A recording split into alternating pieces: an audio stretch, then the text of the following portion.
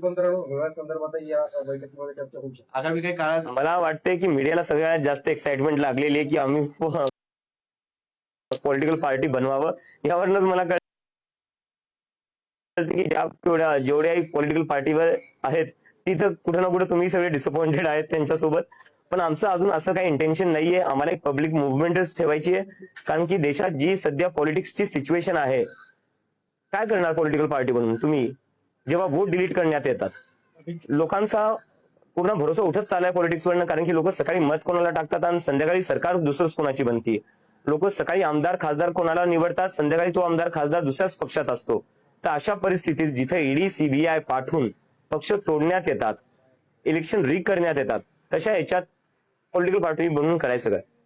गुजरात से जो है एक आरटीआई दाखिल हुई आपके एजुकेशन के बारे में, उनके बारे में क्या कहेंगे आप? उस पर मैं ये कहना चाहूंगा कि हमारे प्राइम मिनिस्टर नरेंद्र मोदी जी अपनी डिग्री पब्लिक कर दे. मैं अपना एजुकेशन लोन का लेटर और मैं अपना स्कॉलरशिप लेटर पब्लिक करने के लिए तैयार हूँ, और मेरी डिग्री असली है.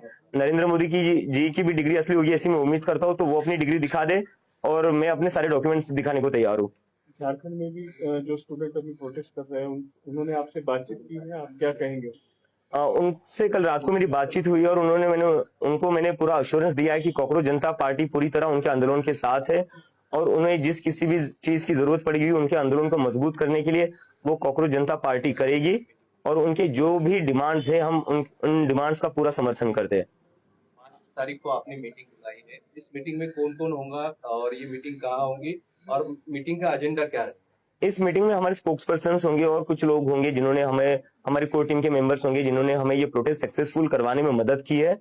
और इस मीटिंग में हम डिस्कस करेंगे कि कॉकरोच जनता पार्टी को आगे कैसे बढ़ाया जाए, संगठन का एक्सपांशन कैसे किया जाए, और आगे का रोड मैप क्या होना चाहिए, उसको लेकर ये मीटिंग रहेगी. कुछ पॉलिटिकल पार्टी से आपको बोला जा रहा है, अटैचमेंट हो रही है, या कोई आ रहा है हमारे साथ आइए क्योंकि आप आंदोलन कर रहे हैं, इसका इम्पैक्ट दिख रहा है? नहीं, लोग मिलने आ रहे, लोग कॉन्ग्रेचुलेट कर रहे, शुभेच्छा दे रहे अपनी, कह रहे कि आपने जो मुद्दा उठाया था काफी जरूरी था उठाना, और देश के भविष्य का मुद्दा है, और उसके ऊपर इतनी बड़ी जो जीत हुई है देश के युवाओं की, तो उसके लिए वो हमें कॉन्ग्रेचुलेट करने आए थे.